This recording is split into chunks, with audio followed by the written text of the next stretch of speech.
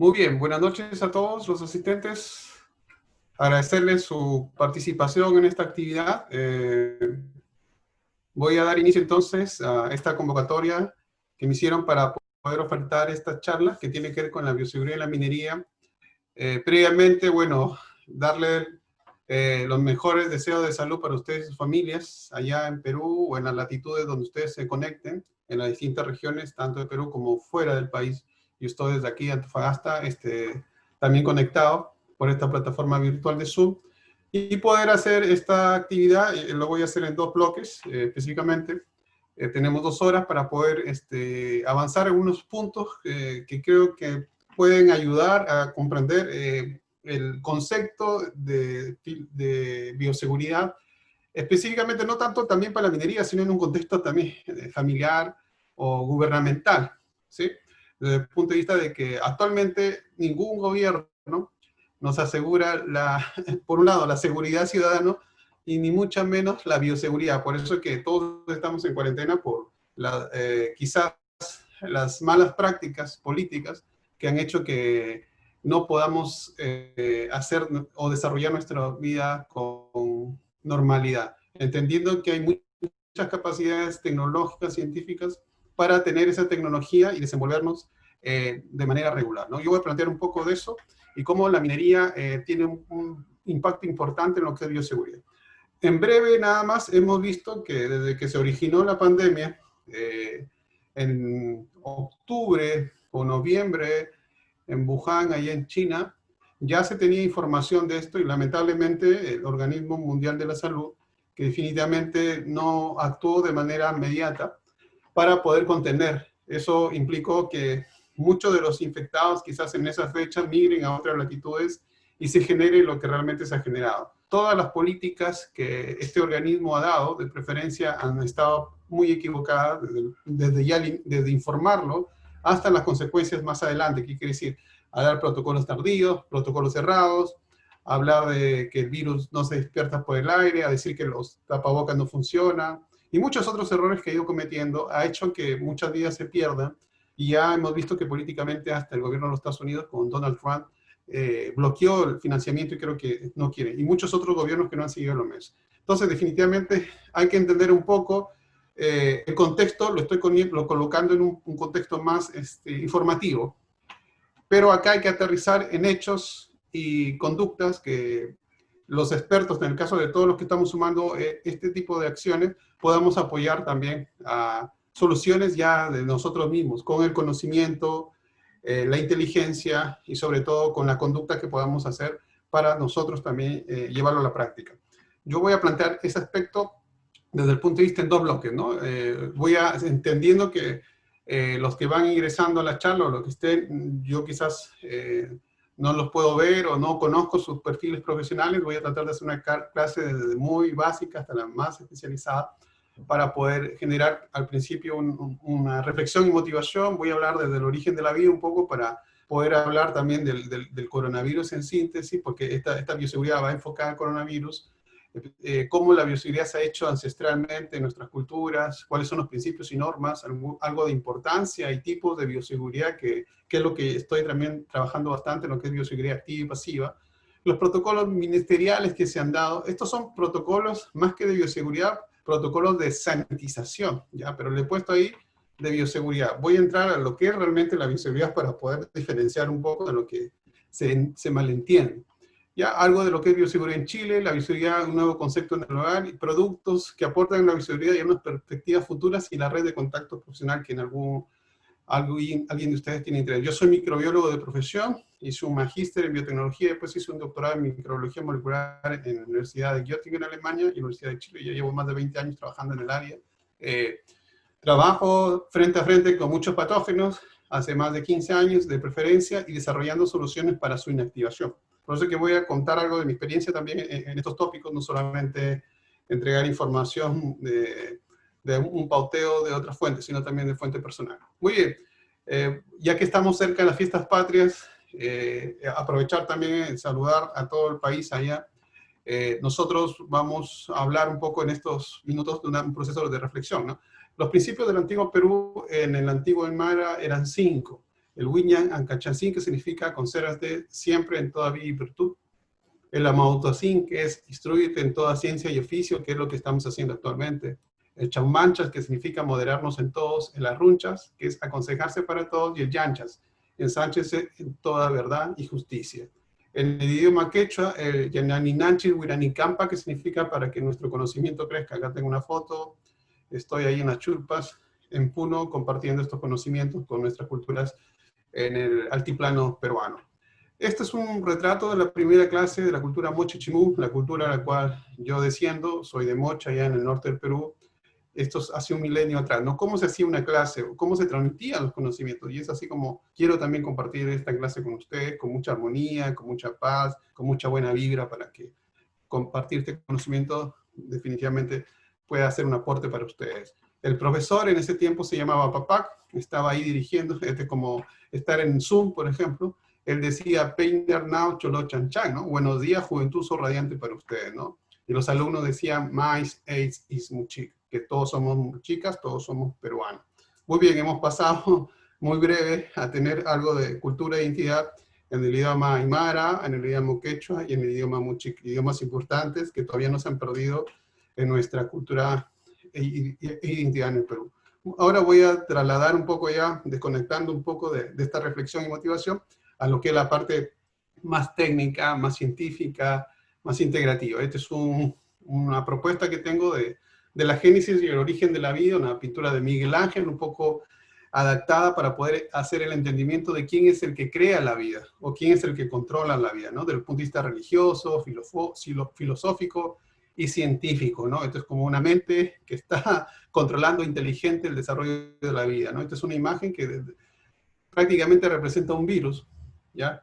Y dentro hay un software que controla o genera o también quita la vida. En este caso, Eva significa los dominios que tenemos en la vida. Más adelante voy a explicar, y acá está Adán. Por ahora lo voy a dejar así como mensaje, luego les voy a tratar de dar los bloques para que ustedes lo puedan ir entendiendo. Muy bien, entonces el origen de la vida, para ir entendiendo un poco e ir avanzando en la bioseguridad, porque hablamos de bioseguridad, por eso que me interesa que se entienda bien todo lo que tenga que ver con el mensaje biológico. El origen de la vida comienza aproximadamente hace 4 billones de años atrás. La Tierra tiene 4.6 billones de años atrás, y esos 600.000 años, que es un gap que tenemos, la Tierra, sus 118 elementos se estuvieron colisionando en altas temperaturas en condiciones totalmente agrestes, ¿no? ¿Eso qué quiere decir? Que la Tierra estuvo totalmente impactada por los gases, no había oxígeno, altas temperaturas, metales pesados, todo un proceso estresante para cualquier célula. Pero eso permitió que las células, en un contexto, por decirlo así, ya de las condiciones fisiológicas, físicas, químicas, con radiaciones gamma y todo, la luz solar todavía no hacía su ingreso, por eso estaba totalmente cubierto de gases de efecto invernadero, pudieron haber generado los primeros primordios de seres vivos en el contexto microscópico. Estos son microorganismos que posiblemente vivieron en ambientes altamente hidrotermales, que quiere decir temperaturas más allá de los 100 grados o 150 grados en promedio, donde estos organismos tuvieron sus nutrientes para poder hacer sus funciones biológicas, ¿no?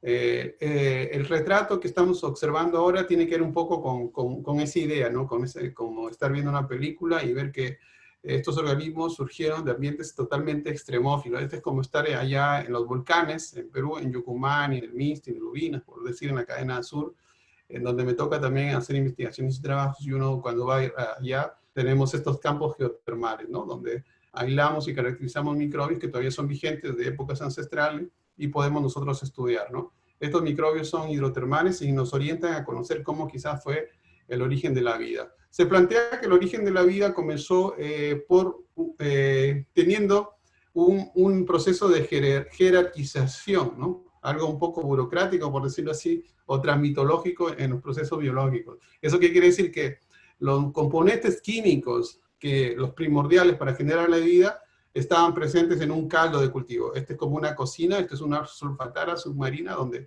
se hipotetiza que se originó la vida. Esta es la representación más teórica. Entonces teníamos los 7 elementos que originaron estos en sus distintas formas moleculares: el carbono, el hidrógeno, el oxígeno, el nitrógeno, el fósforo, el azufre y el selenio, ¿no? que son los principales. Igual hay muchos más, pero son los más principales que que están constituyendo una célula viva. Entonces, sus formas moleculares del carbono lo teníamos como metano, o como monóxido, o como bicarbonato. En el caso del nitrógeno, el amonio; en el caso del azufre, el ácido sulfídrico; en el caso del nitrógeno también como cianuro y el carbono; el sulfuro, el hidrógeno molecular, también teníamos uranio, teníamos hierro, y otros elementos también químicos dentro de la mezcla, ¿no?, que quizás no salen acá, pero eso generaron los primeros compuestos químicos prebióticos. ¿Qué quiere decir?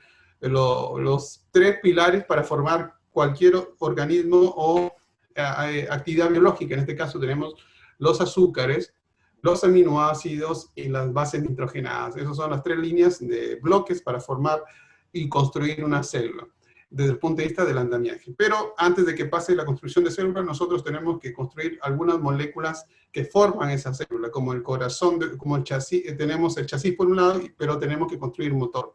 Y ese motor es el software que tiene una célula o una partícula biológica. En este caso, lo primero que se generó fue la molécula de ARN. ARN significa ácido ribonucleico. Ese ácido ribonucleico se juntó con otros péptidos o proteínas para generar una especie de arquitectura que se llama un protorribosoma, o también una forma, como diríamos, de partícula similar a un virus ARN. Luego hubo un metabolismo que permitió la síntesis de ADN, y luego ese ADN ya formado, que sería el software, encontró el chasis de las membranas o las paredes de una célula, y se insertó dentro de la célula y generó esta célula. O sea, nació esta célula que se llama LUCA, ¿no? A partir de ADN generó LUCA, y de ADN, desde LUCA ya por procesos evolutivos se generó las eucarias, las bacterias y las arqueas, que yo le llamo EVA, ¿no? Eucarias, bacterias y arqueas, esos son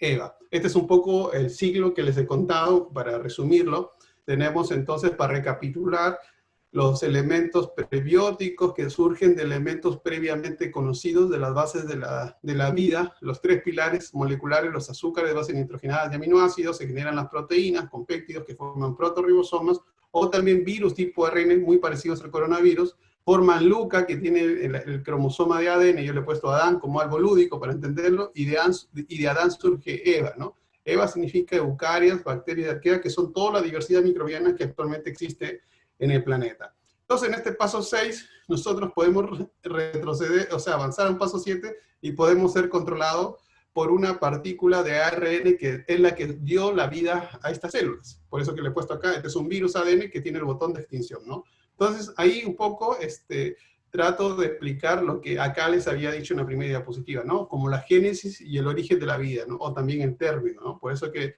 representé un poco, quizás Miguel Ángel tuvo alguna idea de plantear esto. Yo le he puesto algunas espículas muy parecidas a lo que tengo acá, las espículas del COVID, o del SARS-CoV-2, que es la partícula viral que transmite el COVID-19, ¿no?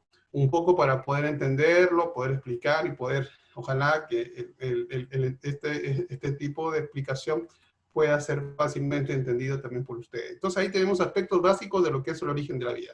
Ahora, una vez que ya tenemos las células vivas, nosotros tenemos que ver cuáles son sus funciones y sus implicancias dentro de un contexto biológico para poder conocer su fisiología. Vamos a hablar de bioseguridad, y la bioseguridad tiene tres pilares importantes que lo voy a explicar también más adelante cuando entremos en la segunda parte. Voy a hablar solamente ahora del punto introductorio, para que al final rematemos con la estrategia y que se empoderen ustedes con esa información. Muy bien, en temas, como les había dicho, hemos hablado del software. El software que yo hablo un poco desde el punto de vista de la explicación tiene que ver con nuestro cromosoma. Cuando hablamos de bioseguridad, hablamos de la célula, pero esa célula tiene componentes, por ejemplo, que son sintetizados por un software. Este software, voy a colocarlo acá, es una molécula de ADN de preferencia. En nuestro genoma humano, nuestra célula humana tiene un cromosoma que es de ADN. El conjunto de genes es el genoma. Y ese genoma para el ser humano tiene 30.000 genes, de los cuales el 98.5% es información que no sirve para nada. Hasta a veces algunos científicos dicen que es genoma basura.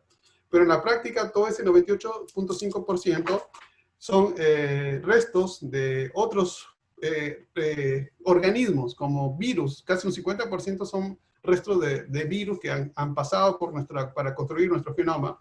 Otro 25% son genes de retraso de bacterias, de hongos, de parásitos. Y el 30% supuestamente está integrado por genes o restos de genes para generar la especie del Homo sapiens, ¿no? De los cuales 1.5% son los genes activos. En síntesis, la actividad de esos genes desarrollan todo lo que es nuestra célula, con toda la arquitectura de proteínas, aminoácidos, lípidos, etc. Entonces, el ADN tiene 3 por 10 a la 9 pares de bases, tiene 30.000 genes, y con esa información, con ese software, nosotros tenemos que cumplir dos leyes importantes en la vida, que es la ley de la nutrición y la ley de la reproducción. Esas leyes son todas las leyes que cualquier célula viva hace en el contexto celular. Una célula está formada por un núcleo, que donde está el cromosoma, una parte externa que rodea el núcleo, que se le llama el citoplasma, y una membrana, ¿no? En el caso de nosotros somos células eucariontes. ¿Por qué es eucariontes? Porque tiene el cromosoma cubierto por una membrana eucarión. Este es como si fuera un huevo, ¿no? Cuando uno rompe el huevo, se queda con las cáscaras, se genera el núcleo, que sería la yema, y la proteína, la albúmina, sería el citoplasma, protegida por una membrana que sería esa piel que tiene el huevo internamente, ¿no? Un poco para poder entenderlo de manera más práctica. Ahora, ¿qué es lo que pasa si nosotros comparamos nuestro genoma humano con el genoma del coronavirus, específicamente el SARS-CoV-2? El SARS-CoV-2, que es lo que yo tengo acá, es una partícula viral, no es un ser vivo, ¿ya? ¿Qué quiere decir una partícula viral? Es un conjunto de moléculas que en la práctica están formadas por una estructura externa, en este caso una envoltura, que está formada por lípidos, tiene proteínas externas que son como púas, como un cactus, que son las proteínas spike, las proteínas E, M y N, y esto se desensambla y genera una cápside. Una cápside es otro conjunto de proteínas, es como si fuera el cráneo, y dentro de la cápside está el software, que sería la molécula de ARN. Y este es el software que hace prácticamente la inteligencia en este contexto para poder infectar a la célula humana y genera todo el desarrollo de procesos biológicos y bioquímicos que hace que se sintetiza nuevo material genético de ARN, se sintetice nuevo material nucleocapsídico, que sería el cráneo, y se genere una membrana para que se produzcan miles y miles de estas partículas en la célula y la célula se rompa, ¿no? Y nos cause todo el daño. Por eso que es un virus altamente patogénico. Muy bien. Entonces, esas son las características. Por otro lado, nosotros somos un organismo muy complejo. No solamente tenemos células humanas, sino tenemos células microbianas. Si nosotros pesamos entre 60 y 70 kilos, tenemos aproximadamente 1,5 kilos de microbios. Esos microbios son también EVA, por eso decimos EVA vive dentro de nosotros. Hay muchas eucariontes, muchas bacterias, muchas arqueas, y también tenemos muchos virus, ¿ya? Eso para entenderlo.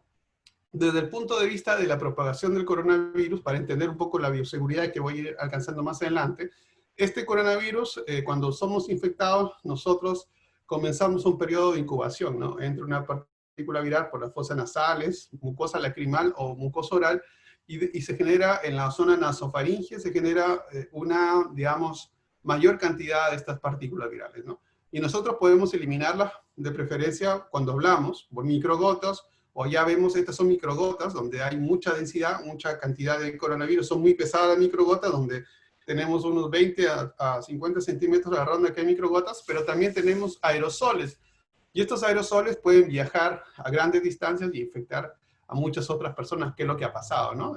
Como les decía, la OMS al principio decía que esto no se transmitía primeramente por aerosoles, ahora recién hace una semana dijo que sí, que no hay que usar protectores, luego dijo que sí. Entonces ha habido muchos errores que nos han costado muchas vidas a nivel global, ¿no? Entonces, esto es la realidad, teniendo tantos recursos para investigar algo tan sencillo, que concluir que si se transmite por aerosoles o por microgotas, es simplemente tomar muestras, llevarlo al microscopio y observar lo que le estoy revisando. Esto de acá, este dibujo, yo lo planteé en marzo. Este es un dibujo que lo hago educativamente. A los principios, antes de entrar a la cuarentena en Perú, este libro se llama Hackeando el Coronavirus, y es algo que distribuí en ese tiempo para entender la dispersión, el modelo de propagación del coronavirus, algo que recién, y hemos hecho varias entrevistas con esta imagen tiempo atrás, así que ahí está la evidencia. Nosotros ya definíamos el modelo de propagación antes que la misma OMS con todos sus recursos, ¿no? Lamentable es eso, por eso que es importante tener dentro de estos organismos gente que tenga las capacidades para poder razonar y no entrar en la parte política.